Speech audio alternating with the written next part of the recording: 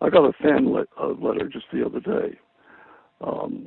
Somebody who was talking about that, and they were referring to a particular piece, and it's interesting that the piece they were referring to is called The Music of What Happens.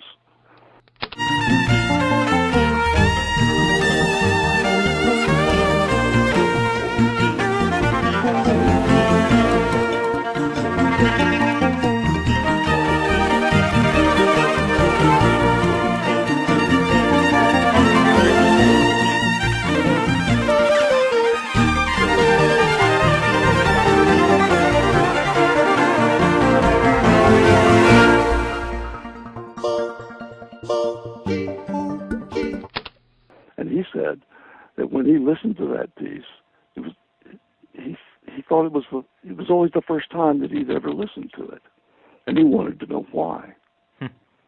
Well, it's hard to say why, but the reason why is because he was really listening, and the only reason I can think of that he picked out that particular piece, or rather that's the piece that struck him that way, is the character of that particular piece, and it happens to have this title, The Music of What Happens.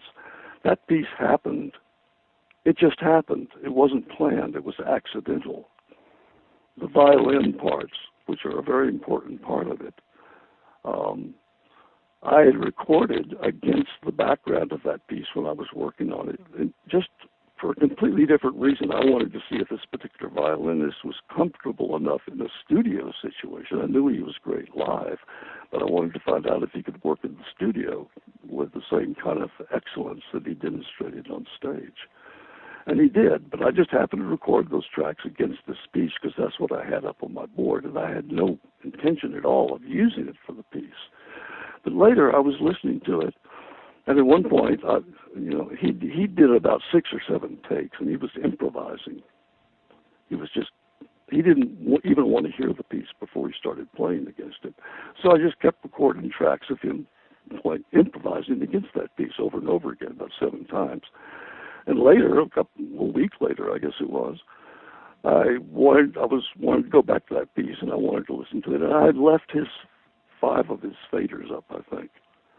And I was almost shocked because I heard all this violin stuff coming out over this piece, and I thought, oh Jesus, I got to turn that off.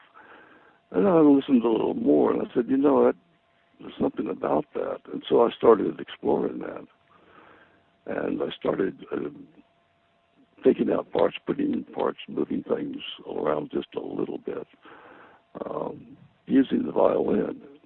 And after a while, I couldn't take it out. I mean, that was part of the piece. It was integral to the piece. And it was the piece speaking to me. It happened accidentally. And yet it worked. It was what the piece needed, and it took me a little while to realize it. But it's an incredibly complex piece in a way. Sometimes he's playing as many as 5 different tracks at the same time. And I would call it my Edge of Chaos piece, because it has as many elements in it as anybody, even a professional, could hear at one time. Something new would jump out each time he heard it. And this is my experience with all of my pieces, even the simple ones. I hear things that I've never heard before.